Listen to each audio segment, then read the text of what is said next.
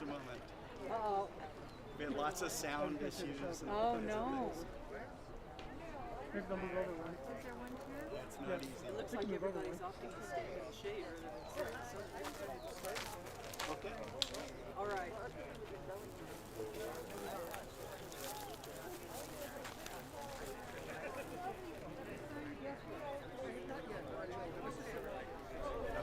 I probably will need you to help me adjust the camera. Yeah. Yeah. Yeah. Okay. Awesome.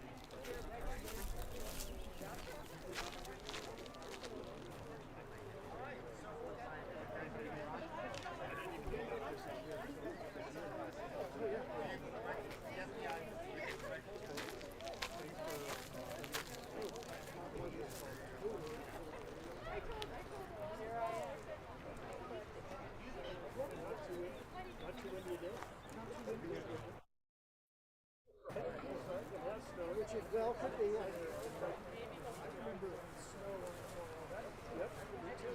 48 hours later, it's 8 o'clock. Oh, it must be set out. That's right. It's changed. Yeah, I'll because you'll have to also tilt, you know, so you can go up and then you may have to tilt. Right. Yeah. Tell me which direction. Yep, you can see. You can just loosen this up right here and push up, and then this you just grab it and tilt it. Okay. No, don't even loosen it. Just grab it and move it. Okay. I got it. I touched it up. Up here.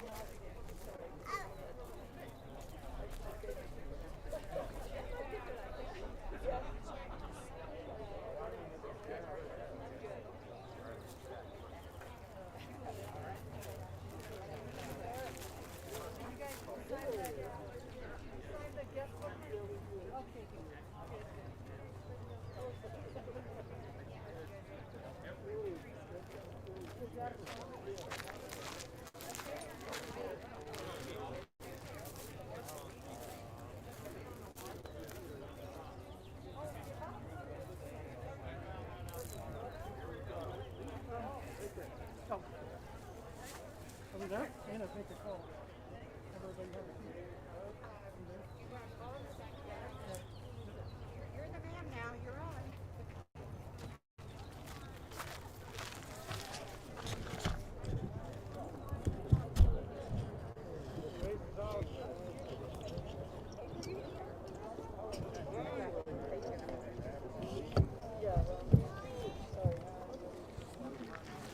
If we could have everybody find a seat, we'll get started.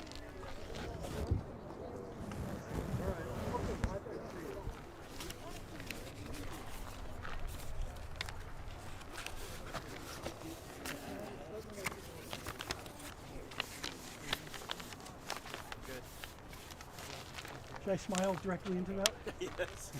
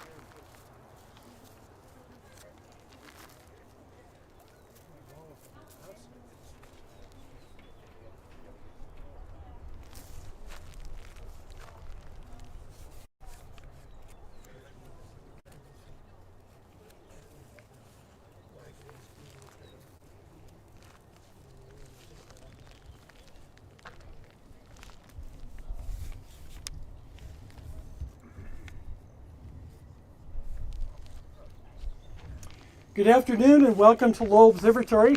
My name is Kevin Schindler and I'm the historian here at the Observatory. And it's my pleasure to MC today's event in which we celebrate Carolyn Shoemaker, our family friend, our colleague, something for everybody she was to us. And it's such a great thing for me to be standing here and seeing so many people that touched her lives and whose life she touched. And we're going to hear from several people. Our format today is we'll have several designated folks come up and say a few words about Carolyn, working with her or family life or whatever. And then at the end, we're going to have an open mic where anybody can come up and say a few words. So to start off, I'd like to introduce the Executive Director, Dr. Jeffrey Hull, the Executive Director of Lowell Observatory, who's going to welcome us.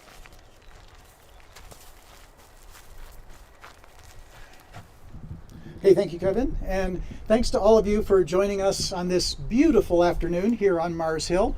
It is our pleasure and our honor to host this event here at Lowell Observatory. Incredibly appropriate to do so.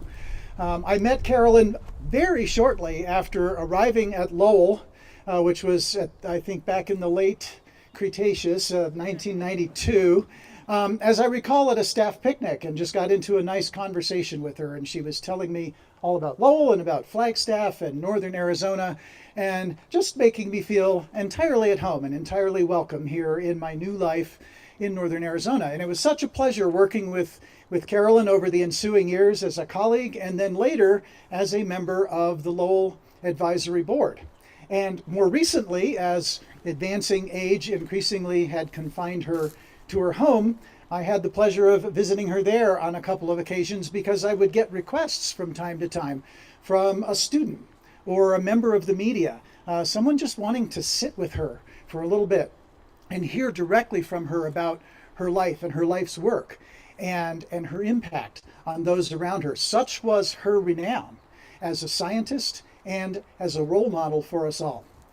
She will forever be remembered as a member of the Lowell family. And we are very pleased to have this event here on Mars Hill this afternoon. Thank you again for joining us, and I very much look forward to all the reminiscences this afternoon as we celebrate her life. Thank you, and welcome. Kevin? Thanks, Jeff. This event was the workings of a lot of different people working on a committee, but it was spearheaded by one person, Susan Golightly, a family friend of Carolyn's, a local business owner, and it was really her oomph that made this happen. So I'd like to turn it over to Susan to talk a little bit about how this event came to be, and also an honor here at the observatory that Susan's been leading. Susan? Yes, I'm short. I'm just a friend. I'm not from the astronomy industry, but my husband and I, Mike, are country neighbors of Carolyn and Jean's. And in 1976, my three little kids and I could get on our mules and horses and in 15 minutes go exploring through the forest and be at Carolyn and Jean's. In about 1980, is something wrong with this? Okay. No, different height speakers. They're just trying to Different height speaker, just shoot it up over my head. Probably in about 1980, Carolyn and I were visiting, and she was telling me some amazing things. And I said, Carolyn, I need to put you on the speaker circuit for all of the service clubs in Flagstaff. And it happened. So the quiet little woman became known more in Flagstaff to everyone. Those in the industry knew who she was, but in our community at that point, Jean was known because of walking on, the moon. Okay. Forward a fast few years forward, Carolyn took up residency at the Peaks, the Senior Mentored Living Center. My car was programmed to turn into the Peaks several times a day because my mother resided there for 13 years. So after my mom was gone, Carolyn moved in and my car just would turn automatically. So we had a lot of visiting until COVID hit. And then it became, I would drop off decootiized things to get to her. She would read them, we would call, we would talk about it. So I'd get things, community things to her that she maybe might not have known about. Lowell Observatory about that time, I forgot to tell you, after COVID relaxed a little bit, Carolyn and I would have lots of lunches, lots of dinners, lots of drives to see the changing leaves and changing seasons. And one of our favorite things to do was to take a picnic up to the San Francisco Peaks and watch the sun go down. or we would go to La Fonda and have chili rellenos. She had never eaten a chili relleno before I took her there. So that was a fun thing that we did pretty darn often. She'd say, I'm just hungry for that, and off we'd go if we could, or we would order it and eat it somewhere else. Lowell Observatory about this time was looking for nominees for a unique part of the upcoming Astronomy Discovery Center. On a diverse universe wall, it would be made up of people with compelling stories that would serve as role models to inspire the next generations. So I nominated Carolyn without telling her, because what if she wasn't chosen for one of the few names that would be on that wall? I mean, I thought it would be very appropriate, Flagstaff here and what she was known for, but I didn't know what for sure they were looking for. So after she was accepted, I took her out for dinner, apologized for asking, for nominating her without asking her permission, and told her what I had done. And she cried. You know, Carolyn was really very, very, very humble. Her Lowell Diverse Universe plaque reads, "It's never too late." That's the title on it. Carolyn Shoemaker earned university degrees in history, political science, and literature, but she was fascinated by the work of her astrogeologist husband, Gene. At the age of 51, she decided to embark on her own career in science. Carolyn discovered hundreds, and we know this, of asteroids, comets, included Comet Levy 9. Carolyn passed, as we all know, last August. Then I got the bill for sponsoring the plaque, and it was a hefty chunk of change. So Mike and I talked about it and figured we could just make payments every couple of years to cover it. And then I was talking to Jody Swan, a good friend of Carolyn's, and she said, you know what, let's contact some of Carolyn's friends, maybe to honor her, they'd like to help sponsor it. So created an email, it went out viral worldwide, and it was funded very quickly. Around town, though, people kept asking me through their COVID masks, is there ever going to be anything to honor Carolyn? And, all I could say is I really don't know. I was keeping in touch with the family, Patrick, Christine, and Linda, and I would keep them up on how the funding was going for the plaque. And I finally said, you know what? I live in town. I have a big mouth. I know a lot of people. Could I do something for you? And you guys just come. You don't have to do a thing. And they said yes. So that's how this came to be. It sounds like a Mother West Wind story for those of us of our generation that grew up with Mother West Wind, how it came to be. I called Jeff Hall, who you just saw. He's a friend. He plays the organ at our church, and I just have to brag on him because we have a very complicated organ, and he is a master at it. And I said, Jeff, we'd like to do something for Carolyn. Could we maybe use Lowell? And he said, absolutely yes. And then I was telling Jody about it, and she said, well, I want to do that too. I want to help plan that. And then we started looking out for other people that maybe would help, and it exploded. So I have the best committee in the world. All of this planning was a joy, it was a pleasure, and it was fun. So I have a very astute committee. I'd like to introduce them. Would the committee please stand, turn, even though you've got your mask on. You can take it down if you want. And as I read your name, stand and wave at the audience because you need to take some acclaim here. We have Patrick Shoemaker, Christine Shoemaker-Banto, and Linda Shoemaker-Salazar. And we have a lot of Shoemaker family here today. And we're so glad everybody could come. Jody Swan. Where's Miss Jody? She's back there with a special collar around her neck. I want to tell you, Jody is such a workhorse on this committee. She's amazing. Jody started, she actually was a USGS Planetary program. She started to work for Gene in '63, met Carolyn. She was secretary for the astronaut training program for USGS. After Apollo, she managed the Planetary Data Facility at the branch of astrogeology at USGS. Jen Blue. Jen is not with us, but she says, what I did professionally is not really important. What is important is that I was lucky enough to occupy the office next to Carolyn's, where I could regularly hear her laughter and share a conversation. That proximity sparked a delightful friendship. Larry Soderbaum. Larry, stand up and turn around, and you could take that mask down if you wanted. Larry was the branch chief of USGS several times, and he says now he's an emeritus troublemaker. I don't know. I hear some teeters, so that must be true. You're living up to it. Gene was Larry's academic father, so it was natural for him to call Carolyn Mom, and henceforth she always called him son. What an honor. Ken Harkenhoff, title since 1998. Where's Ken? Ken, there he is. Is a research geologist at USGS. His expertise is the design, calibration, and operation of cameras on and in orbit around Mars. When he has time, he says he's going to try to figure out what all that means.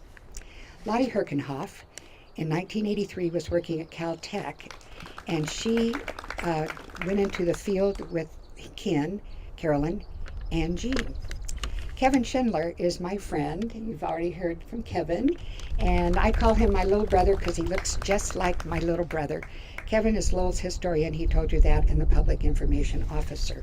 Scott Roberts is the founder and president of Explore Scientific, and he is streaming this gathering that he has created, and he is going to try to do something with YouTube for people to get on and learn about today and about Carolyn.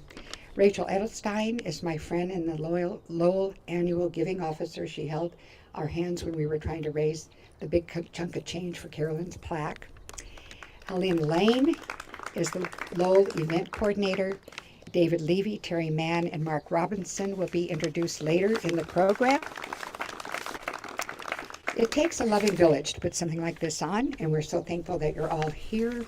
We are so thankful to Lowell, the committee, the Astronomical League for supplying our insurance for today's event, Scott Roberts for streaming, and donors to fund our cookies and our water. Putting this on, as I told you, was really joyful and a really such an easy, fun thing to do because people wanted to do this. So, and by your presence, it's very evident how loved and admired Carolyn was.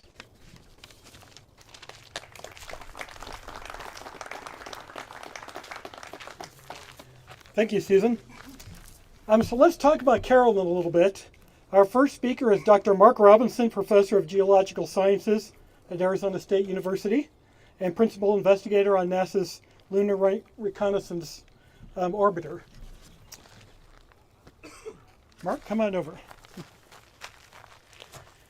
Okay, thank you. I have to keep my eye out over here because little Jack keeps wandering off into the woods. I've been over the last couple of weeks trying to figure out what I was going to say to this group of people here, and I guess to start off with, just say that Carolyn was my friend. I loved her and miss her. But that doesn't fill 8 minutes. So I then started thinking about when did I first meet Carolyn, and it was when I was a undergraduate intern with Ken Tanaka. And it's been so long, I've been racking my brains to try to figure out what year it was. It was 1986 or 1987. But maybe some of you remember that, not because I was there, but it was the year there was this big, either the 20th or 25th anniversary of astrogeology, and there was a big open house. And that's how I met Carolyn and Jean. Because back then, laser printers were a brand new thing, and a lot of software most software didn't know how to send pretty fonts to laser printers, and I knew how to use LaTeX.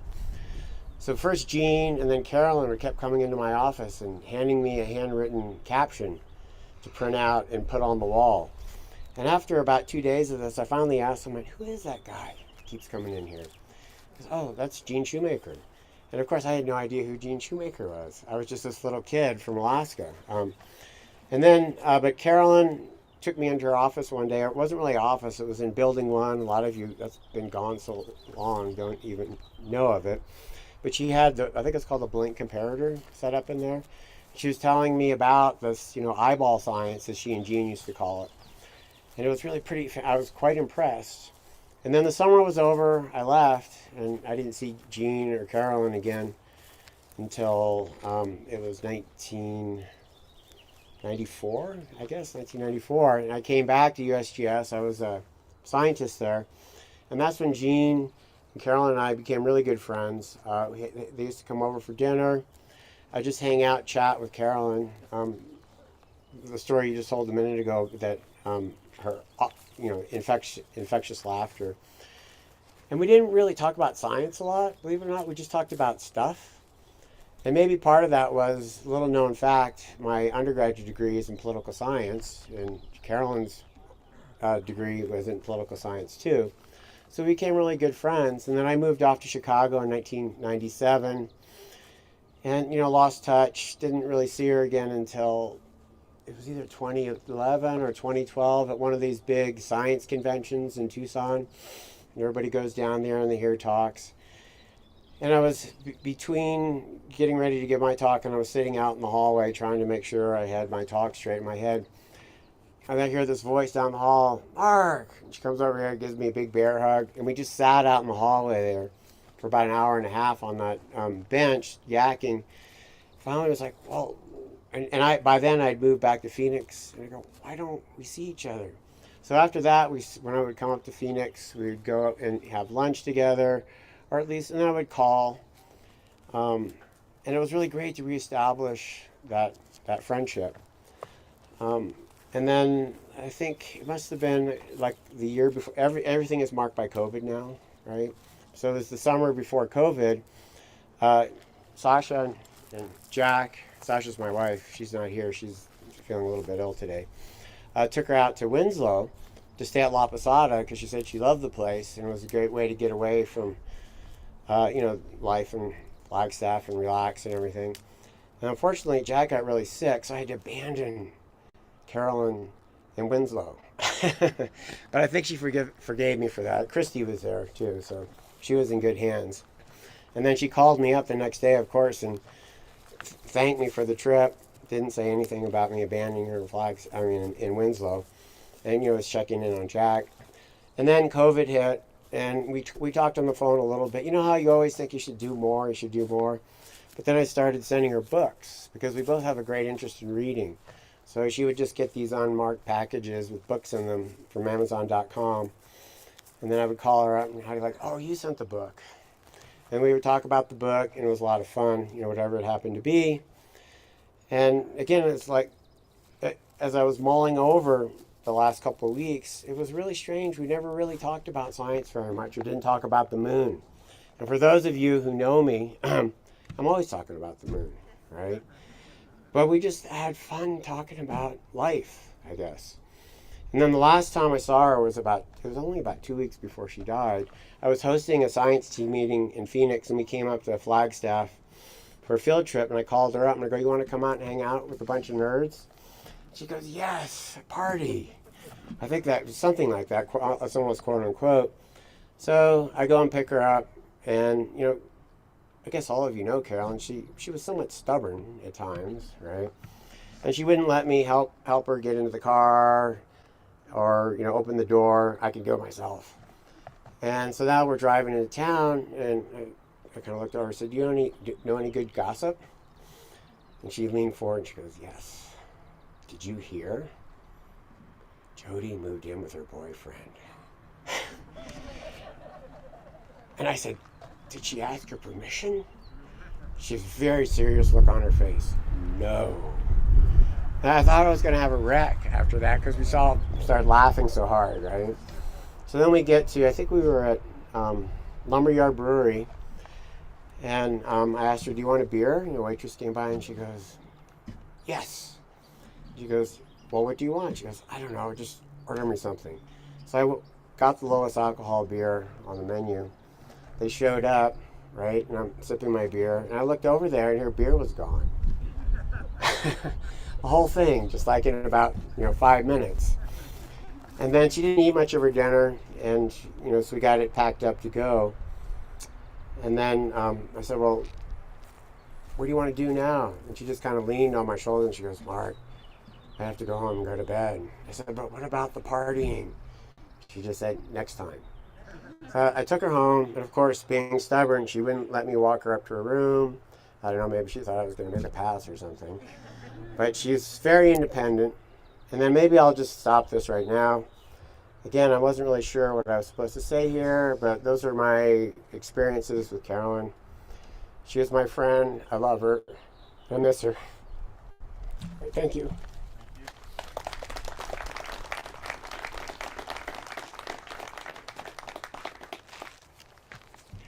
For the past quarter century, if you've heard the name Shoemaker, it's often affiliated with another name, David Levy, because they spent a lot of time together looking for comets and asteroids, and of course famously discovered Shoemaker-Levy 9, which impacted Jupiter. So David's here to talk about some of his observing time with the Shoemakers, and he's got some really great stories, so we look forward to hearing this. Dave, come on over. Make sure to speak into the mic. I'll try to... Okay, thanks so much. And you can send me the bill after. Yeah. Thank you so much for asking me to speak today, and Susan, thank you. And thank you for forcing me to limit this talk to 4 hours and 17 minutes in Latin. Anyway, I'm here to say goodbye to Carolyn Shoemaker, and I'm here to talk with you about her and about the dear friendship that we had and we still have. And as I got here today and I realized this event is a lot more emotional for me than I thought it would be. But first thing I did in looking at the chairs is I looked around to see if Carolyn was here yet. And I like to imagine Jean and Carolyn just coming in and sitting in the back there quietly. And I go up to them and said, "What the heck are you doing here?" And Jean looks at me and said, "We wouldn't miss this for the world." So let's imagine they're here with us in our hearts. The first time that I visited the Flagstaff area was in June of 1967, and my heart just skipped a beat and flew when we came on that final hill at the end of the interstate going into Flagstaff, because I realized then, and I realize now, that Flagstaff is the city of discovery. It is the city where Clyde Tombaugh discovered Pluto in 1930. I would later become very good friends with him, and it was the city where Jean and Carolyn spent so much of their very rich and wonderful lives. On that trip, I went to visit Lowell Observatory. This was my first visit up to Lowell. And we had a very, very interesting tour guide. Robert Burnham was our tour guide. And of course, none of us knew who Robert Burnham was, except one. And he is in the middle of the tour. He said, "What is your name?" He said, "I'm Bob Burnham." "The Bob Burnham who's discovered 6 comets?" And he said, "Yeah, but I'm kind of a has-been now. Haven't found any in a while." He and I had a long discussion that day. His advice was, never give up. If you don't give up, sooner or later you will find a comet, and avoid the Virgo group of galaxies. And I took that advice and still do, and it's still a lot of fun. My first observing run with Jean and Carolyn was in August actually of 1989. I just discovered, I think, my 5th comet, and I was, Jean was with the Voyager Neptune experience, and Kelly, I'll bet you were there too. And Carolyn was teaching me about the films, how to load them, and we're observing them together. And on the second night she says, "David, you've learned a lot faster than I thought you would, and we may actually run out of film." I went down to the basement, loaded up the next film, and came back and I said, "Carolyn, dear, this is our last film." And she said, "I can't believe it. We have 3 more nights to go. How can this be our last film?" I said, "Well, it is, but I have an idea. I brought some Tri-X with me, a little roll of Tri-X, and we're going to load the Tri-X in the film holder and scotch tape them together, and then I'll develop them." And Carolyn said, "Are you sure that's going to work?" And I said, "Yeah, I'll take them to the drugstore, get them developed, and when they come back, I'll match them up again, put more scotch tape, and you'll be able to scan them. You won't even know the difference." Carolyn's mind said, "How am I going to tell this fairly decent young person that he's a total idiot?" she looked at me and she said, "It's not going to work." And I said something else, and then she said, "David, I have the very strange feeling that I've just been had." And I looked at Carolyn and I said, "I think that feeling is because you've just been had." And that started our friendship, and it never ended. There was always humor, always fun. Jean and Carolyn were at my wedding. In fact, I think I was one of the few people that they ever telephoned from Australia to make sure they had the date right for our wedding. They came, they were there, they danced the hora at the Flandreau Science Center where Wendy and I were married. Wendy is not able to be here today, but she just sends her best wishes to everybody, and I will pass yours on to her when I see her tonight. And but in case you're interested, she's doing very, very well. Just a little hard to travel. Anyway, to summarize the story of our most important comet, Carolyn discovered Shoemaker-Levy 9 on the 25th of March, 1993, on images that she had taken, that I had taken and Jean had taken on the 23rd of March that year. And her first words were to me, "David, I don't know what I've got, but it looks like a squashed comet." And that's what it was. That started us. The comet wrapped us in its tail, flimsy tails, and took us along for its final orbit of Jupiter. We went together to Baltimore and Washington for the impacts, and it was just so interesting. And how could Jean and Carolyn take their wonderful personalities and show them to the world? They did that at that very first press conference. In the middle of the press conference, Jean is talking, and Heidi Hamel walks in unannounced from the side with a picture she just got downloaded from Hubble Space Telescope. And she just walks in, shows it to Jean, and Jean says, "Oh my, you take over, Heidi." And Heidi's comment that night, "We're in for an exciting week." Wasn't that something else? We had a lot of press conferences. Carolyn and Jean did some, I did some. One of the ones I was doing on was July the 20th, 1994. And Jean suddenly walked in at the back of where we were meeting, and he motions to us, come here, David." And I looked at the lady sitting next to me, and I said, "Nothing is going to get me out of this press conference." And the lady nodded in agreement, and I just sat there. And then Jean ran up to me and said, "David, we've been invited to the White House." And I looked at the lady and I said, "Except that."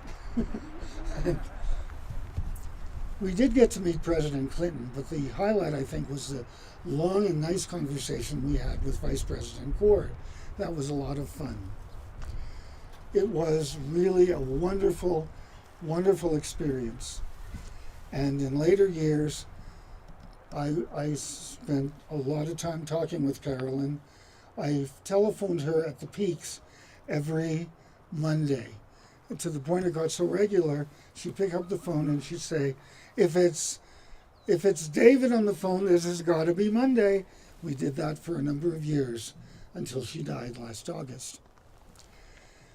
I'm going to close with a quotation that I was supposed to read to you, but Susan said I have to do it from memory. I don't know if I'll be able to do it, but here goes. I think it remains my favorite quotation from all of the ones that are appropriate to Jean and to Carolyn. I like to think if they're anywhere out there right now, they may well be on the moon, right next to the little plaque that bears these words from Shakespeare's Romeo and Juliet. "Come, gentle knight, come, loving, black-browed knight, give me my Romeo, and when he shall die, take him and cut him out in little stars, and all the world will be in love with night, and pay no worship to the garish sun." Goodbye, Carolyn, and thank you.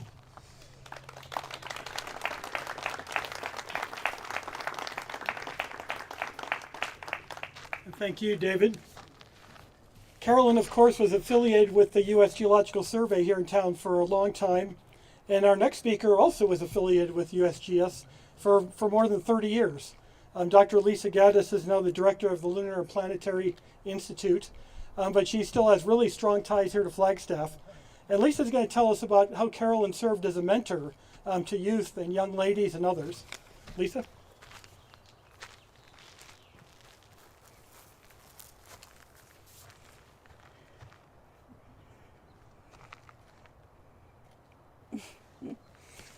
Well, boy, were those hard acts to follow. I'm sorry. I hope you all got a really good look at David's fabulous tie. So, like Mark, and Mark and I, by the way, are graduate siblings from the University of Hawaii, so we've been friends a long time. I've been friends with many people here for a long time as well. It is seriously an honor to be here on this fabulous day to remember Carolyn. So I first met Carolyn while I was standing in my office in Building 1 in astrogeology. I had only been there a few months. I didn't know anyone very well. Thank you. It was a weekend, and as far as I know, there was no one else in the building. And I was playing music. I was playing Otmar Liebert's Nouveau Flamenco. Barcelona Nights was playing, and I recommend it.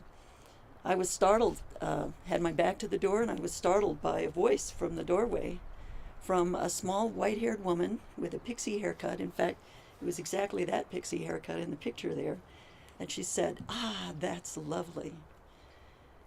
And she introduced herself as Carolyn, Jean's wife, and I knew Jean a little bit by that time.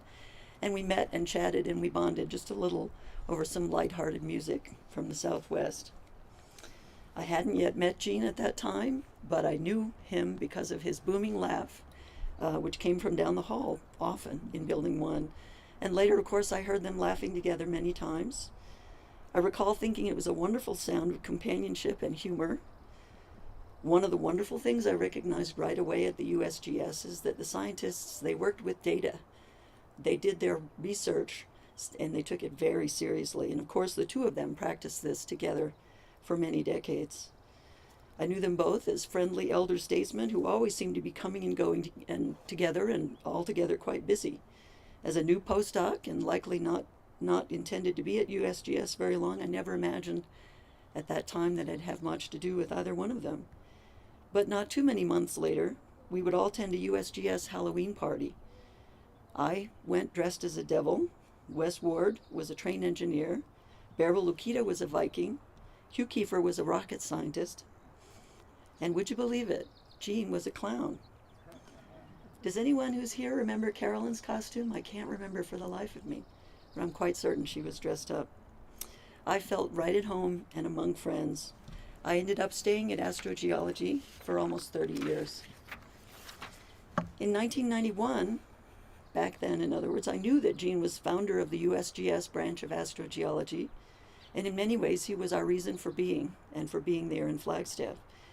I knew that a major focus of his research were the planetary impact craters formed by what he called the hail of bullets, the impactors always present in space, and that he had worked especially hard at Meteor Crater right down the road just off I-45, or I-40. I learned that through his fieldwork there in places like Reese Crater and in his lunar mapping and research, he understood that major catastrophes could occur on Earth in the blink of an eye, formed by bodies from space through impact. I also learned that he struggled to get support for that work, that kind of work, to understand the populations of impactors such as comets and asteroids. I was enthralled to learn that Jean and Carolyn together had embarked on what they called their mom and pop program based at Palomar Observatory to find new Earth-crossing celestial bodies and to understand their populations. And of course they worked with many like-minded explorers, including people like David Levy. And while I didn't understand these things very well at the time, I didn't have the context, seeing them standing in the hallway of Building 1, chatting with the likes of Carl Sagan, reassured me of their greatness and their significance in the world of science. And perhaps more importantly to me later, I saw that Carolyn was an important partner in this work. I didn't know then that she was not formally trained in science, or that she had just recently received an honorary doctorate from Northern Arizona University just the year before, in 1990. Her intelligence, and I think anyone who met her and chatted with her just briefly observed that, her patience, her attention to detail, and her ability to persevere deep into the night were recognized by Jean and other astronomers, and she learned the tools of the trade by doing science right along with them.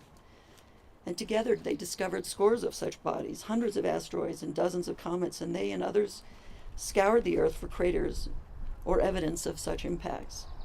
This, the potential hazard from Earth-crossing asteroids, is one of the most important scientific findings of our time. And I haven't even mentioned their vindication, their spectacular discovery, together with David Levy, and choreographed to another piece, I believe it's Beethoven's First Symphony, Fourth Movement, of Comet Shoemaker-Levy 9. And as you've heard today, the Shoemaker-Levy 9 was a string of asteroids, dust and gas, and it was later observed to strike Jupiter, and it left behind huge holes that persisted for months, and along with strong atmospheric effects. Jean was proven right, and this led to the end of the mom and pop approach and to a much larger program and hopefully much more funding of research into near-Earth objects or near-Earth asteroids. And our hosts here at Lowell have a major role in exactly that kind of research, as do many other astronomers around the world. So as a young scientist, watching these events from a distance, I was amazed for them and for us all. I was so proud to be a member of astrogeology, with people like the Shoemakers and Larry Soderblom and Hugh Kiefer and Bearable Lukid and Phil Davis and many more. The understanding of these hazards, the need to conduct this research, and the potential effects on the entire Earth show the value of planetary science writ large, and the importance was plain to see. And our friend Carolyn, history major, Jean's wife, mother of 3, had an integral role in these discoveries. For me as a young scientist and later a mother, this exemplified the worth of contributions of women in science and demonstrated the value of perseverance and persistence. This taught me that great scientific discoveries can come from what appear to be ordinary people who are in fact quite extraordinary and who have perhaps an extraordinary devotion to science. So when I asked my friends and colleagues about Carolyn's influence on them, they echo the same kind of thoughts. Carolyn set an example for all of us and showed that scientists of all kinds and from anywhere have the potential to do great things and to reach for the stars as she did. After Jean's death and as Carolyn recovered from her injuries, she and I became friends. And along with others in Flagstaff, like Jody Swan, Jen Blue, Lottie and Ken Herkenhoff, and others, I think and hope that our friendship was helpful to her in her later years, and I know that she was beloved by all who knew her at USGS. And she wrote in 1909 in an article called The Ups and Downs of Planetary Science, "Without the human relationships we cherish, knowledge would count for naught. Both are to be nourished. Henceforth, I'll continue my scientific exploration, knowing that I must not neglect the other side of living." So like many of you here, I'll be forever grateful to have been Carolyn's friend and to have been part of her other side of living. We loved her, we'll miss her. But every time I look at the moon, I'm reminded of her and their impact and their value not only to science, but to all of humankind. Thank you.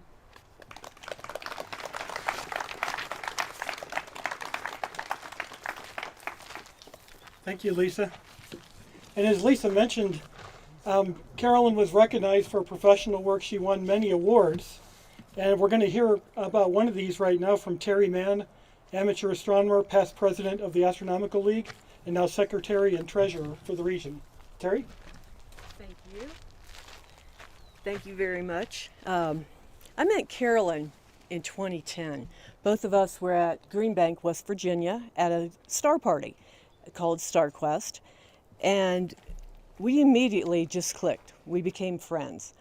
And from that point on, we just stayed in contact and spoke a lot about everything that was going on. So while I was there, before we left, we made a deal. we made a deal that every time I came to Phoenix, I was going to call Carolyn because I was going to stay at her house.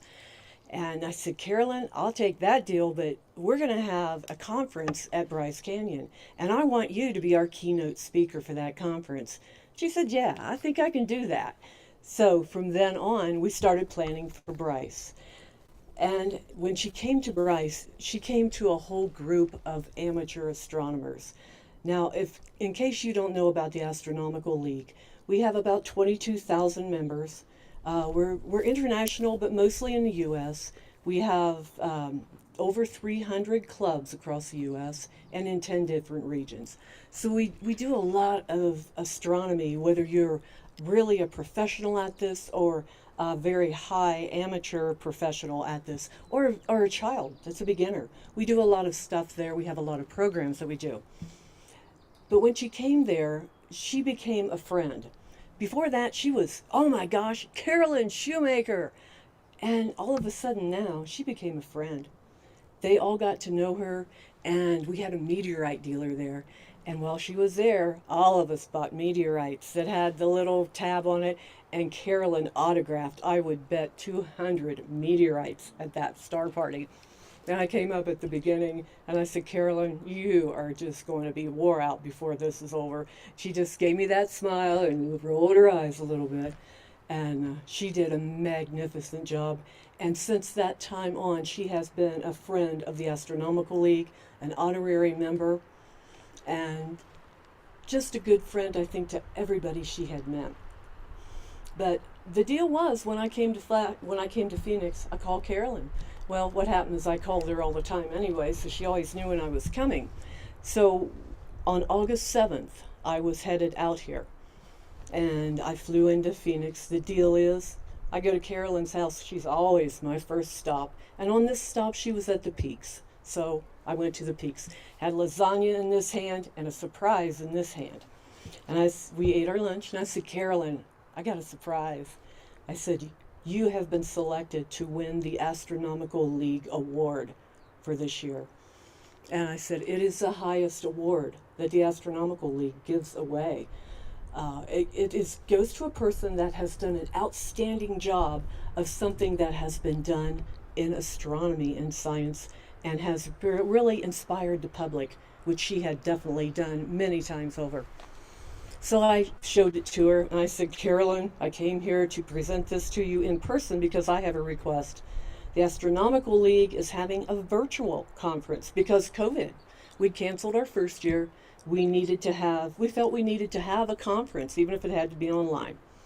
I said, Carolyn, I'm going to ask you if you would come online with me, and I said, I would present this, and this is a worldwide broadcast that Scott Roberts will be broadcasting. And she said, well, I don't know if I have everything. I said, Carolyn, I've got it all with me. I'll come back. We'll set it up. We'll present it online, and your friends all over the world can watch this. And she said, that sounds pretty good. So we put it all back, put it on her shelf, and I turned around and I looked at her, and I said, Carolyn, I'll be back on the 21st. And after that, it just came to front with all of me. And, I'm sitting here listening to all the great stories from all of you. And I thought, she has reached out to so many people without realizing it. She was such a humble, sweet person. She was like that grandma that I always wanted. And I felt like I adopted her immediately. So I looked at her and said, at that point I would be back. And when I knew everything, I had to present this online. I did present this because it's what should be done. It was Carolyn's award, and so we went ahead and presented it online anyway. But as I said, I listened to all these stories. You guys are all going to understand everything I'm saying because she was a magnificent lady. I couldn't have met anybody that I would have thought more about. Her intelligence. She inspired people, whether they were young, whether they were old. It didn't matter. She could reach everybody. She just had a way about her. So I really believe that all of us here that knew her, loved her, she lives on in every one of us, as far as I am concerned. And as I look around this group, I'm sure she does. So thank you very much.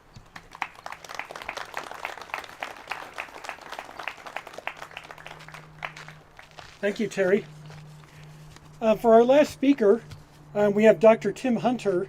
As I think everybody in the audience here has a story about Carolyn, and there are a lot of really funny ones because she had quite the sense of humor. So that seemed like a good way to end our formal discussion about Carolyn.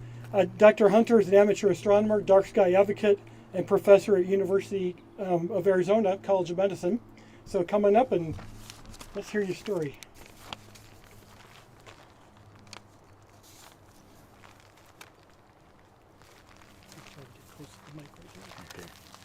Thank you very much. I feel very honored to be amongst this group. I'm just a mere amateur astronomer. It's not my professional thing. And it's just one of the most wonderful things for me to have met and gotten to know both Jean and Carolyn. And through my dear friend David, I met him and I knew him over a number of years. And in 1996, Bob Gent, another wonderful, unfortunately late individual, a good friend of mine, and I had started what's called the Starry Nights Festival, which is Dark Sky Party in Yucca Valley, California, which is in the high desert above Palm Springs. And one year we decided to, David would always go over as the featured speaker. And David and I would drive over and have a great time kibitzing and gossiping about amateur astronomy. And one year I said, why don't we invite Carolyn over as the featured speaker? This is about 2005. And we thought that was a fabulous idea. So Carolyn and David and I drove over to Yucca Valley. And Carolyn was just wonderful. You'd have program on a Saturday afternoon where she gave a talk, and everybody came up and just loved her and the fact that she was approachable. She'd sign autographs, look through people's solar telescopes. Wonderful. So that night, there was a star party at Madras Park. And this is a park on the edge of town. Actually, it was a school that had a football field, and the school parking lot was on top of a hill, and there's a really steep, rocky path to get down to the bottom to where the football field is. So we arrive after dark, and we get out of the car, and Dum-Dum here didn't have a flashlight, so Carolyn had this small little white flashlight. We'd go down this path, which is really kind of a dangerous path. And I was a lot younger then, but even then I was at risk for hip fracture, and Carolyn guides us down. And we get down to the bottom of the path, and this teenage girl, who was one of the ushers, rushes up and says, don't you know you can't have a white flashlight at a star party? Do you know anything about astronomy? Have you ever been to one of these before? And Carol says, oh, I'm so sorry. She puts it up. And David and I just laughed, and we wouldn't let her live this down for the rest of her days. Every time we talked to her, we would give her static about it. So I'm sure when she came to Bryce Canyon, she was proper and used a red flashlight. Certainly in her heavenly pursuit, she used a red flashlight. Unfortunately, in heaven, there's no light pollution. So thank you.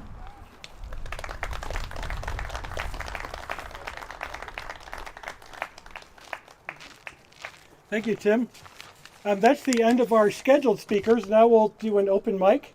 If you'd like to come up and say a few words about Carolyn, just come on up here and make sure to identify who you are and how you know Carolyn. So whoever would like to come up. I'm going to put Ivo Lakita on the spot because I know you were going to say something. Oh, okay. Here you go.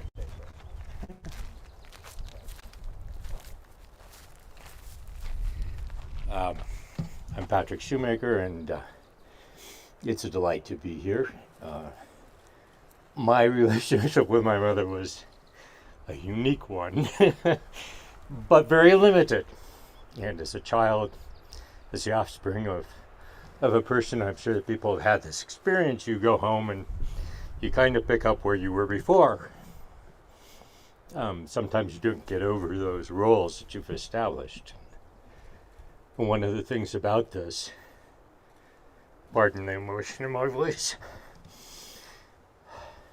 is that you realize how much more complex a person your parent is. And so it's a delight.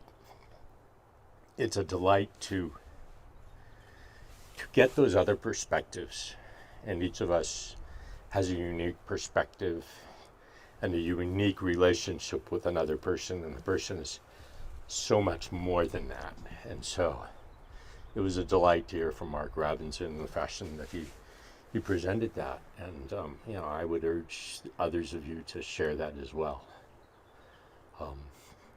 Somebody was talking earlier about the patience of my mother, and if you knew my father, you knew when he got a little bit frustrated doing something, and it could be minor.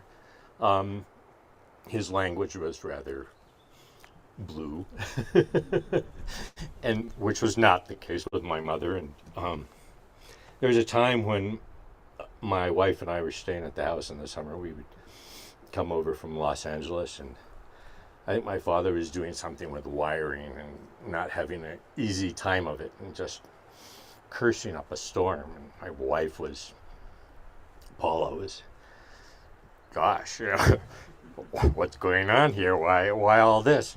And how do you deal with it? And so at one point she decided she'd look for my mother, and couldn't find my mother anywhere, and went outside and wandered around the property and found my mother sitting under a tree reading a book. And she said, that's the secret. That's how you deal with with the language. But yeah, she was a remarkable model in patience in that fashion.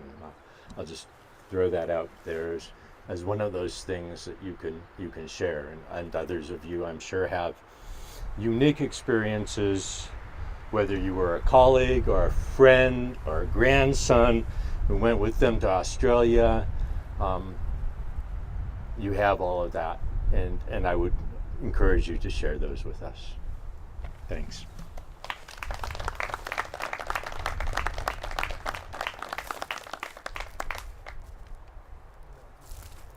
Say something, Kevin.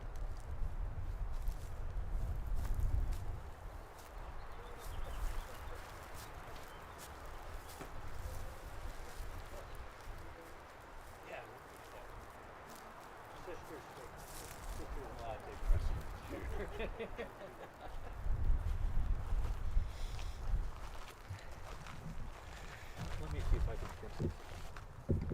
No. Goes up. Go down. Goes this way. There you go. I wish they did that in Castleton. Whoops. Good. If you want to hold it, we can take it out of the book. Oh, okay. Well, it works. All right. No. There. Probably most of you don't know who I am. I'm Jean's brother. Sister, yeah, not brother. You're right. James' sister, and his genes therefore continue to flow through me, and two of his, and two of my children. Anyway, I thought you might enjoy a little earlier information about Jean. It seems that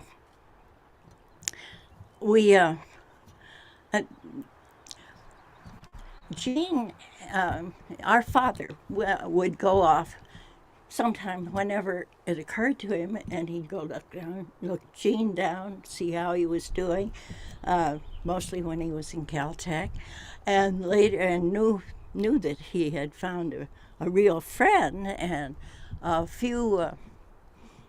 couple years later,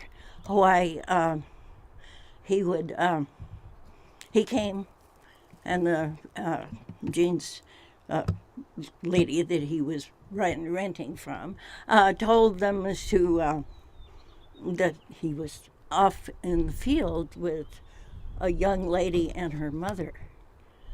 Well, this was the sister of the lady that he had met in Caltech. And so Daddy assumed he knew where Jean was, and he finally found them and looked them up. And that was our first indication, more or less, we'd met her brother, of Jean. Well, to make things short, life got more complicated, and I may be here except for, I know one, but are there two sisters here of Carolyn? They were. Sister-in-law. Huh? Sister-in-law. That's me. I'm the sister-in-law. So's the other one. Oh, where? That was my Aunt Doreen.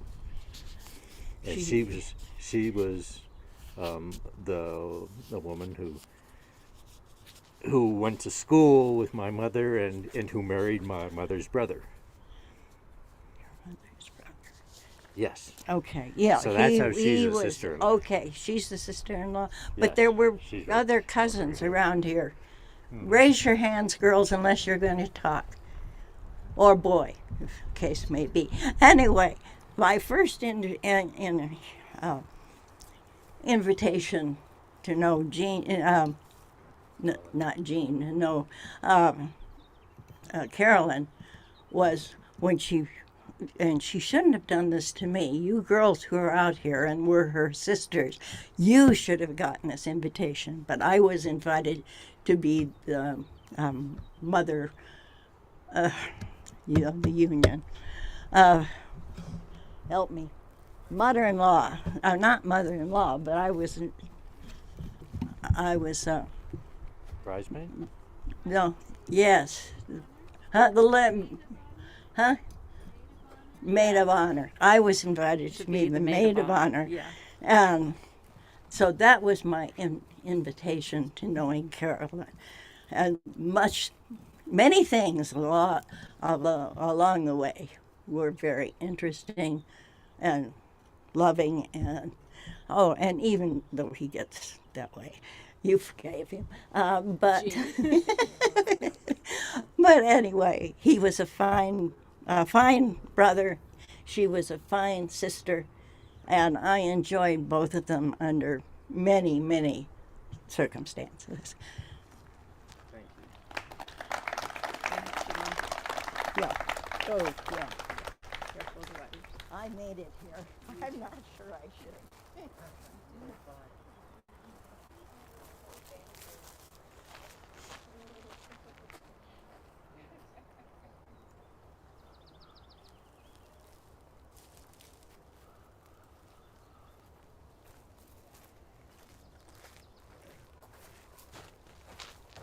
Okay. Hear me? Is this good? All right. My name is Ivo Lukita, a research geologist who spent his entire professional career here at the USGS in Flagstaff. I even directed the place for a few years. I got there well before the Apollo missions and left when I retired. And that gave me plenty of time to get to know the Shoemakers, both socially and in a friendly kind of a way. The story I'm going to tell you is something that I think of as Genesis, and you will see why.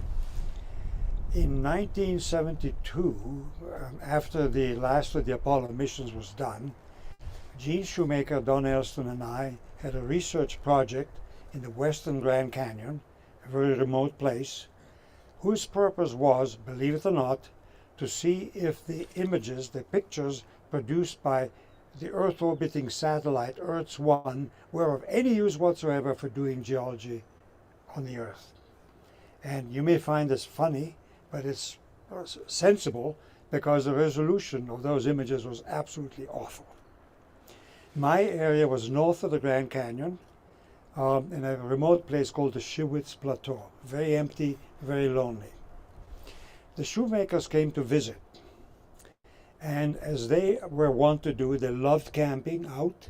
My wife and I loved camping out, so that's what we did. And there we were sitting one evening after sundown, when it was dark, looking into this abyss in front of us because we were sitting at the edge of a precipice, and also looking up at the sky, made incredible by the number and the brightness of the stars. It was so amazing that you almost felt that you could feel the radiation from these bodies. And we started talking, and I think Carolyn did most of the talking that time. And she started telling us, Barbara and me, how it is that those two, she and Gene, got started in this whole business of worrying about planetary bodies.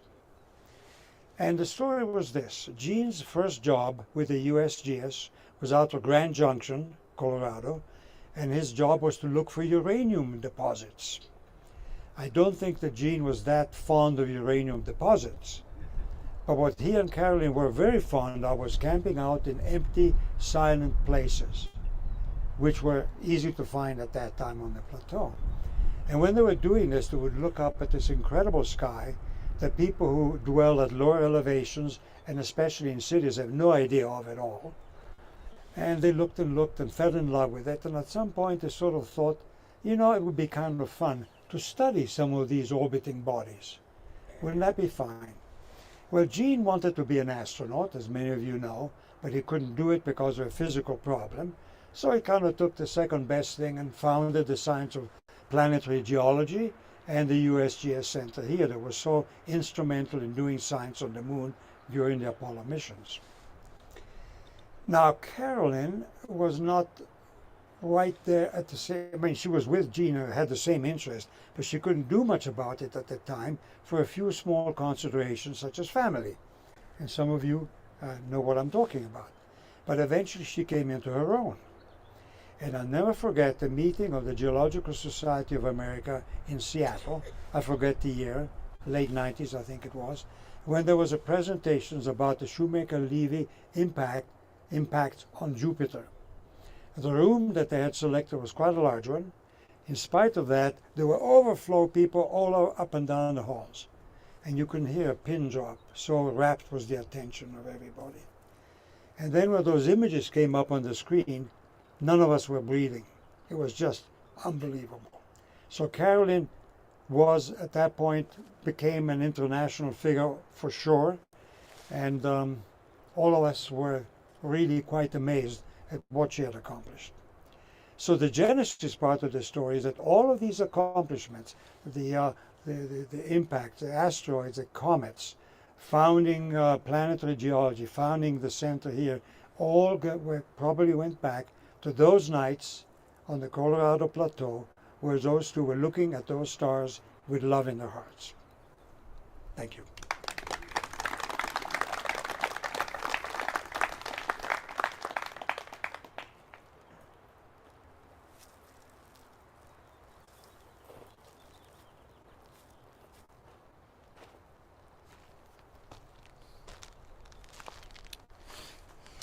Hi, it's like others have said, it's wonderful to see you all here. I met Pat the first day of junior high school, ninth grade, after Gene had moved to Pasadena to be the director of geology at Caltech. And I'd been at that school 3 years, and I just had this sort of intuitive sense about who was new and who wasn't. And I think my first class, I spotted this kid who just looked different. Second class, he's in my class. Third class, he's in my class. Fourth class, German. There were only 6 of us. And I think I approached him and said, you know, maybe we should know each other. And the rest is history. I mean, the family has been, I can trace almost everything I've done in the rest of my life, with few exceptions, back to that meeting, of meeting Pat. I'm a climber because of it. I've done river trips because of it. I'm not really a geologist or a geophysicist, but I did go into that sort of business. And they were like second parents to me. Both my brother and I have a twin brother. I lived with them for a couple summers. So I've seen the good and the bad, most of it good, but anyone who's, as you all know, Carolyn is the calm one, and Gene is like on fire, and the next minute he's laughing his head off. So I just have such fond memories of Carolyn, and as I said in my video, which was, whoever came up with 30 seconds is nuts, because that's not enough time. But anyway, I said that I think it was either after a river trip or when I went back to college after my last time of working with Gene. I remember they were dropping me off at an airport or something, and I just turned to them in the car and I said, you know, you guys have been so important to me, and I really love you, and I'm glad I had that chance, because I never got the chance again. So I miss them. I miss Carolyn dearly, and Gene as well, and I'm so happy I'm still friends with Pat and the Shoemaker family. Thank you.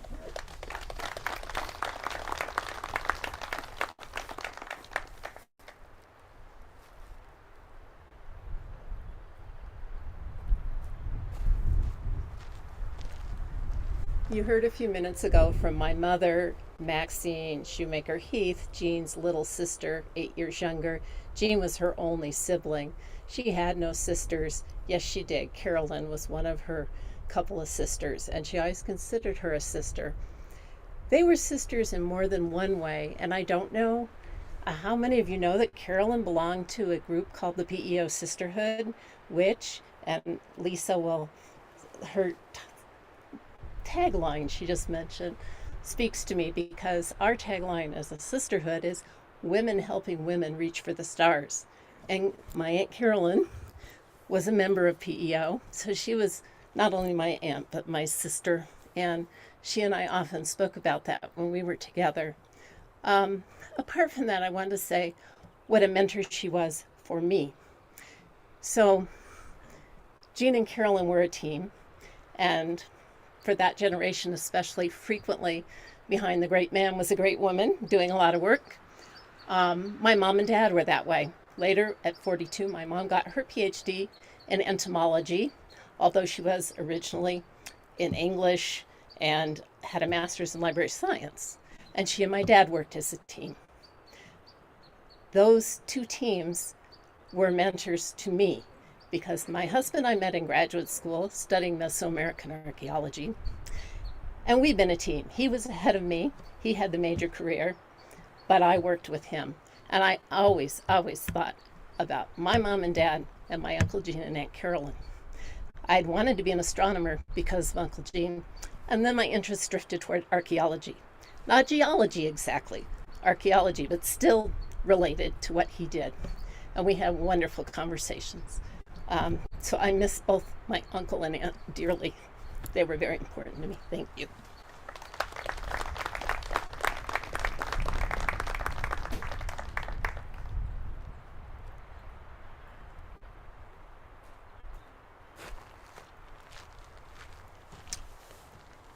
Good afternoon.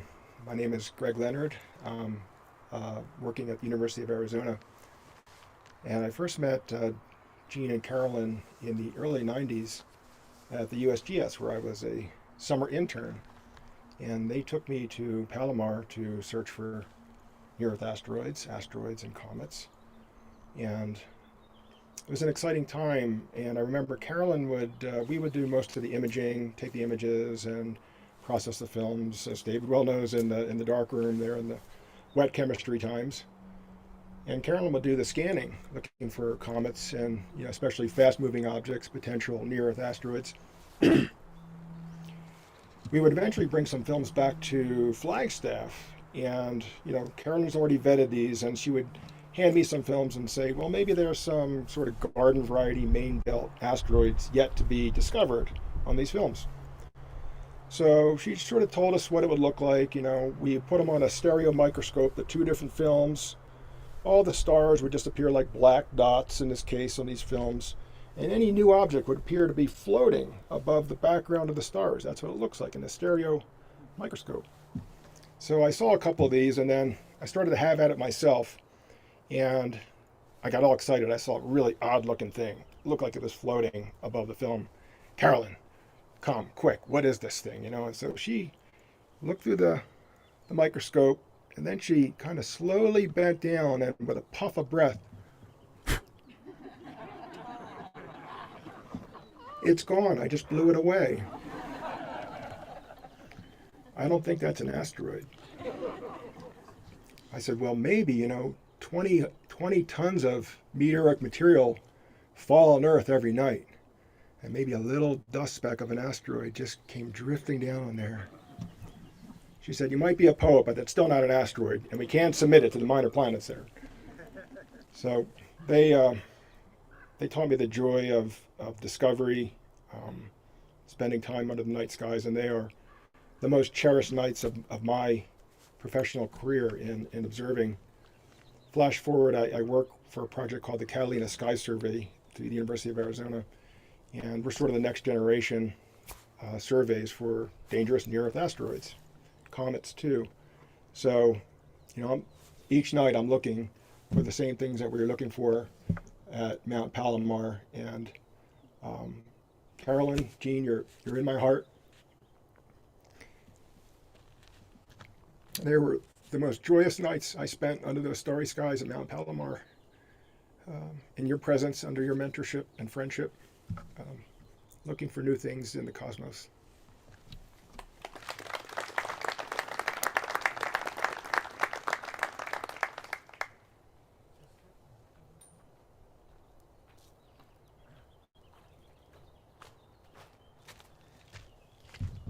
Okay, so I came out here from Illinois to honor my Aunt Carolyn, and you've heard from my sister and my mom. The reason I wasn't planning on speaking, but the reason I'm speaking is because most of you know her for her astronomy and the work that she did with comets and asteroids.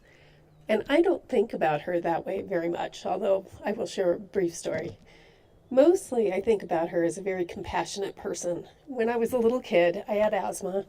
We would come up here and Pat would go hiking with my sisters up at high altitudes, and I really couldn't do that very well. And she would stay back, she'd be with me, we'd have a wonderful time, she'd listen to me play the piano, and I'm so sorry. We would have these great conversations about life, and she was always so supportive. And later, I came out and she was getting into her new career, and she did show me how she could spot an asteroid by looking for the dash, which was really super cool for me. Later, she came up to my house in the Seattle area, and this was probably 2006, 2007, something like that. And I was looking to go back to work. I had raised my kids. And I knew that my mom had gotten her PhD at 42, and Aunt Carolyn had started her work at 51. And she was very inspiring to me to go back and restart my career in law. And now I have a really wonderful position, not at all related to what you all do. But she was just always so encouraging about being who you are, being true to yourself. And I think we need to think about her not just as an astronomer, not just as an asteroid and comet discoverer, but as a truly compassionate and wonderful mentor to all young people and ultimately to all adults. So I just wanted to say that.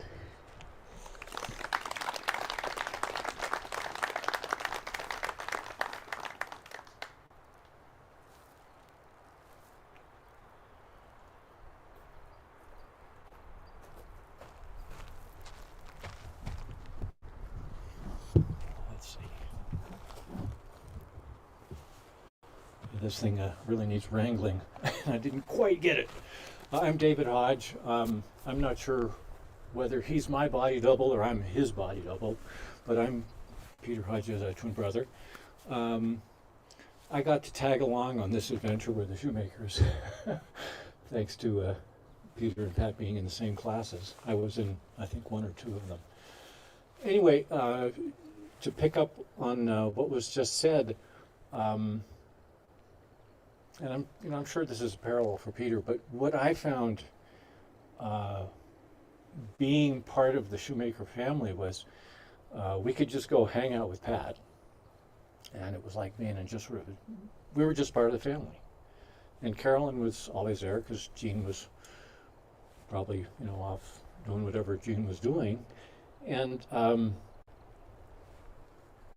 it's just so relaxing and fun, and always something interesting and different going on.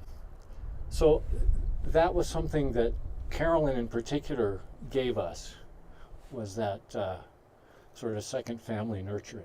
And of course, Christy and Linda and Pat were all part of that, and Jean was part of that. Toby the dog was part of that.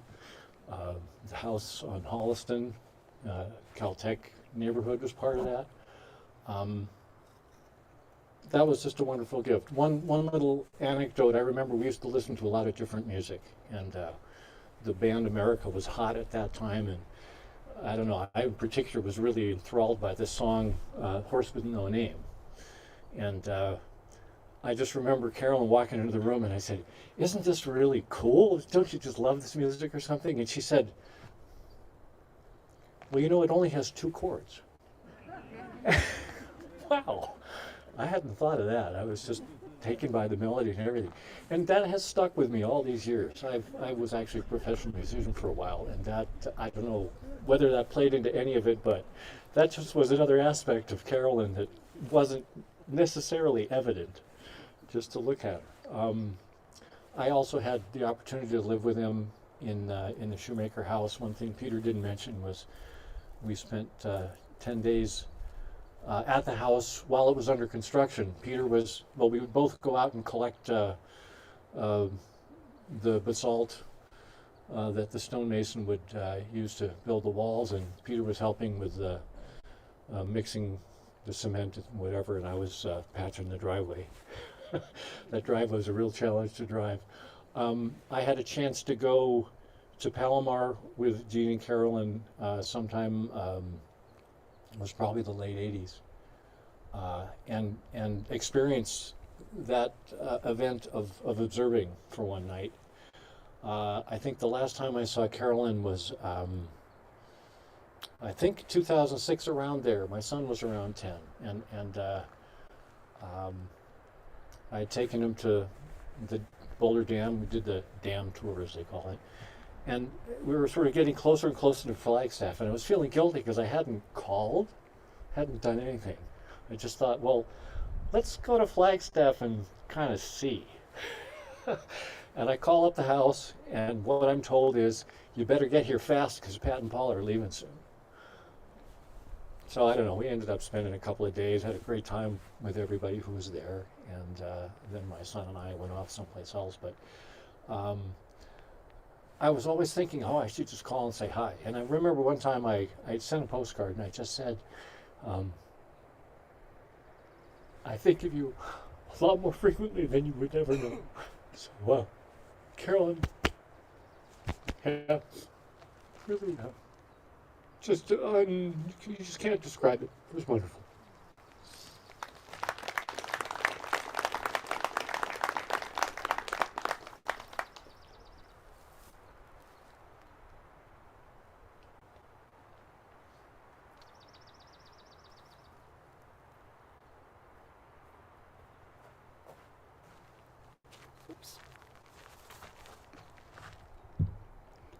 I'm Barbara Lukita from the USGS. I do not have a funny story about Carolyn, but I know that she was very, very generous, and the first impression I got of that is when she was assigned a wonderful office at the USGS with a glorious view of the peaks, and she was in that office all by herself. And I lived in a dank little dark office just across the hall. And at some point she stuck her head in and she says, you know, I have this big, huge office. You know, why don't you come on in? So I joined her. And so eventually there were these 2 old white-haired ladies sharing this office. Now, Carolyn came into the office almost every day, work days of course, because I guess she wanted to get away from whatever she was doing. And she would walk down the hall. She was already quite old, small, on her stick. She would come in, sit in front of the computer. She wasn't that too familiar with computers, but the gurus managed to arrange it all for her. So she would come in and read her email. And of course there was email still from all over the world, and she loved to read that. She actually loved the attention. She loved to be wined and dined at conferences. She was that kind of person. She was just so open to everybody. So anyway, she came in and she read her email every day, and we sat and chatted. And like Mark Robinson said earlier, I don't know what we chatted about. It was just everything. It wasn't the moon or Mars or things like that necessarily. It was mostly just everyday life and how we felt about things and politics and whatever. It was wonderful. And then when she was done, she got up, she got her little stick, she walked down the hall, not to the nearest exit, but to the farthest exit, where she could walk by all the open office doors and go by and say hi to everybody that was in and then disappeared. We all love Carolyn, and I will never forget my former roommate. Thank you.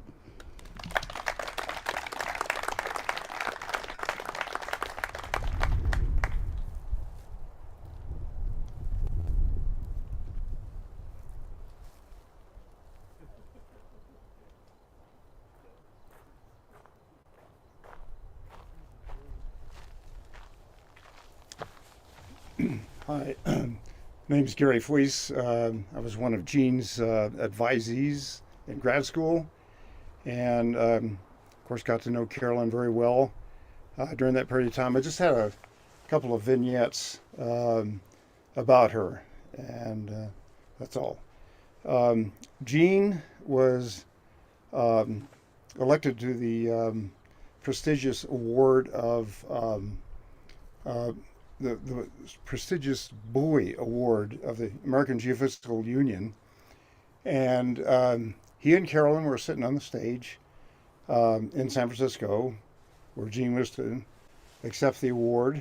And so Don Anderson steps up, director of the Seismo Lab at Caltech, to do the introduction. And he starts off, Dr. Shoemaker has an honorary doctorate with the University of Arizona. Dr. Shoemaker is a fellow of the AGU, and he went on for about 2 minutes with awards and honors and so forth. Then he stopped, and he looked down at Jean and Carolyn. He said, of course, I'm talking about Dr. Carolyn Shoemaker. And I just love that. And then I invited Carolyn out to the USGS in Menlo Park to talk about Shoemaker-Levy 9, and it was a wonderful talk, of course. And during the Q&A period, I asked her, said, Carolyn, we would like to know who is the primary scientific motivator in your little team of 2. And she looked down at the floor very shyly and says, well, I think it was Jean. And I said, well, Carolyn, I'm not sure we're buying that.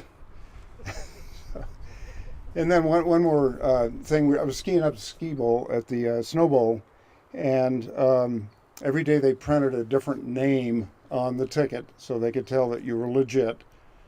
And one day it was Shoemaker. I said, holy cow, this place has some class. And I'm not sure which Shoemaker they were referring to, but I took it back and I taped it on Carolyn's door. And I was just so proud that Flagstaff, and in particular the Snow Bowl, actually knew that name well enough to put it on the lift ticket. So Carolyn, we love you and we'll miss you. God bless.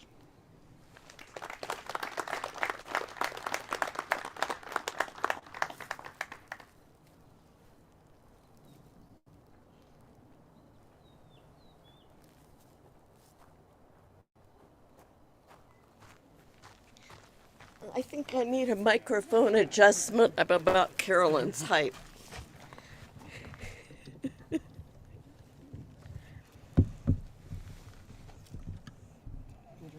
I'll take off my glasses so you can see my eyes.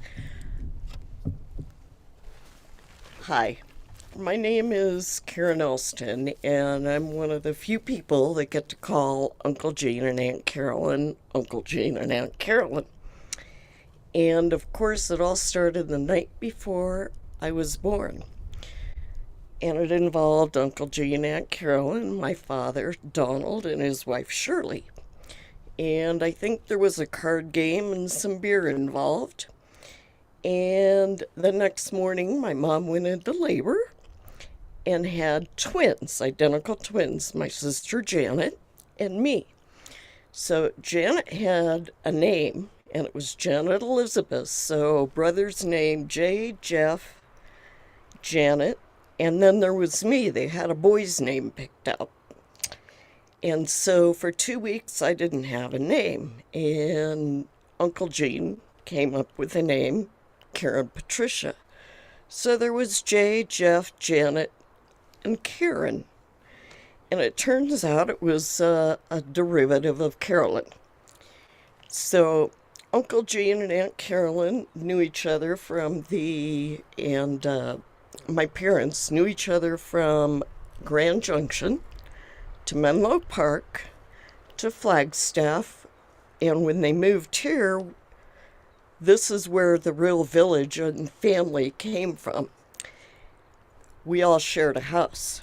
So there was Uncle Gene, Aunt Carolyn, my mom, my dad, my mom and dad's 4 kids, and then Patrick, Christy, and Linda. And then Uncle Gene and my dad flew out to Menlo Park and adopted 2 kitties from Grammy Shoemaker. There's Sinbad, which was Shoemaker's cat, and Luna. Well, there are craters named up on the moon after our 2 cats.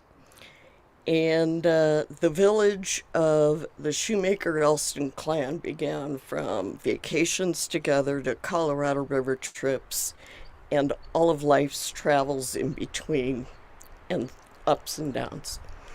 So from the time we were all little itty bitty and the Gemini Apollo moon mapping golden days of astrogeophysics and geology. And Uncle Gene and Aunt Carolyn went their way with going after comets and meteors and investigating craters. And my dad did what was called paleomagic or paleomagnetics. Had a big installation out at Fort Valley Experimental Station. And they used to go down the Colorado River and drill holes into rocks before anybody really knew what was happening. So the connection goes way back from being family friends to colleagues to sharing life together.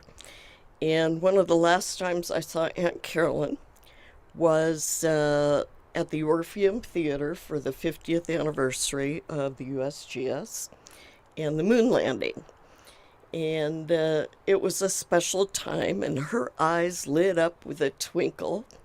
And I'd like to think all the stars were reflecting back on everybody and everyone who knew her. So keep that twinkle in your eye and keep looking up, because they are still here. And love and kisses to the Shoemaker family.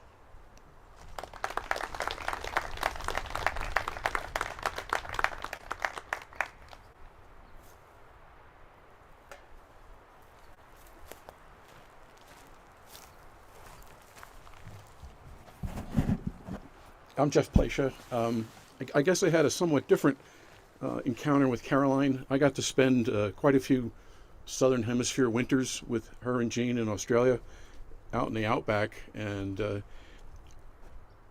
you know, as Evo mentioned, they loved camping, and they were living constantly out of this little tiny box on the back of a truck. But a couple times I was doing work and she had to help me. And I was doing gravity work, which is boring anyway.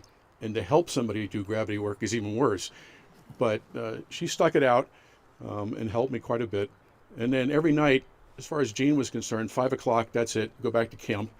And we'd all sit around drinking white wine and eating pate in the middle of nowhere. But then we'd sit around once the flies went away and just talk, and it was a great experience. I can't remember exactly what we talked about, as several people have said, but it was really great being with them out there in the middle of nowhere and with the bright sky above us.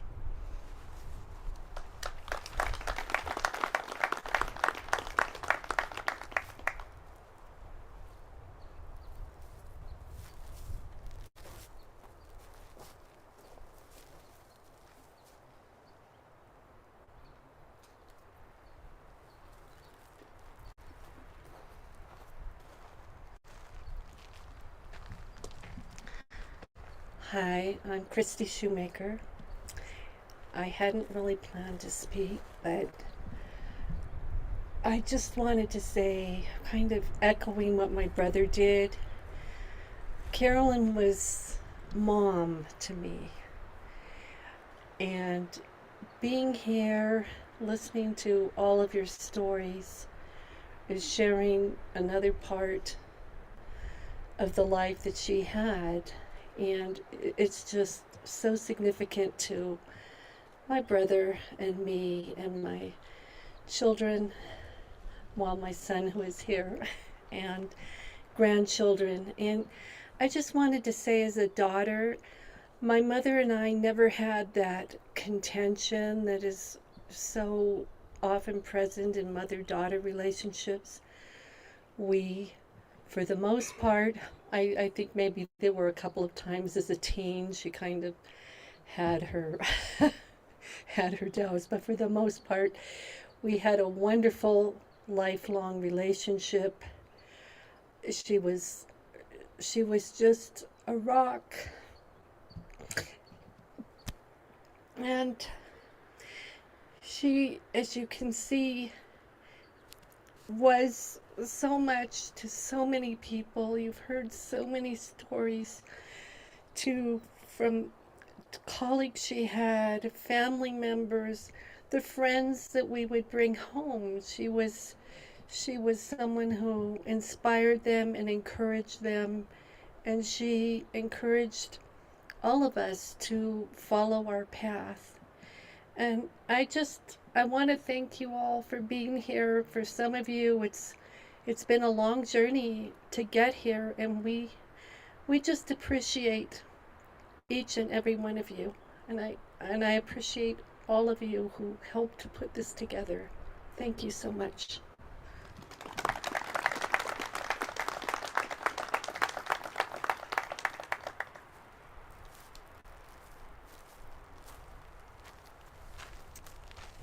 If there's not anybody else, we'll wind up here. Before I go, I think I'll share a story about Carolyn that we laughed about in recent years. I really got to know her over the last 10 years or so. Events we would do up here at Lowell Observatory, and as we were celebrating the anniversary of the moon flights, she would always be very willing to come and participate in these events. And so quite often I would go to her house and pick her up. And on one of these trips, I had a vehicle that was a little bit higher, the seat was a little bit higher, and so I walked her to the passenger side and asked if she needed help, and she said, "No, I've got it." But I stood behind her, and she got her hand on the hold and pulled herself up. And inertia was going that way, but then gravity came over, and she said, "Uh-oh," and she started coming back toward me. And in a moment of clarity, I realized that I didn't want to be the person who had dropped Carolyn Shoemaker. So I put my hands up to catch her, and I wasn't worried about where my hands were. And one found her backside, and I pushed her, and she went in the seat. And as soon as she landed, she said, "That was the best thrill I've had in 5 years." And I was a little embarrassed, and I said, "Sorry." And she said, "I won't tell Jean if you don't." And she just was such a wonderful person, a friend, a family member, a colleague, and it's really inspiring for me to see everybody that's come out to hear about her and to share her life and stories. So thank you for coming up. This will end our formal session, but certainly stay around for a little bit and catch up with old friends. Thank you.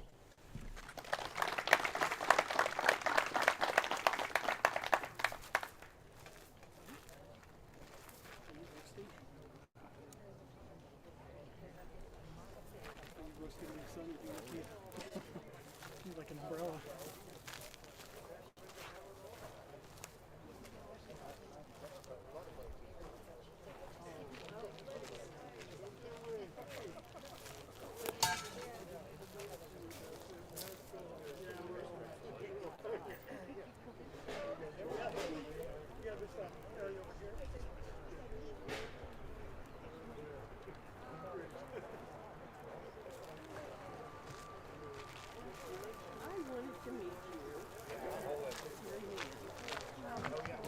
And one more thing, we have some sandwiches and snacks and stuff and drinks on the side, so make yourself at home with that.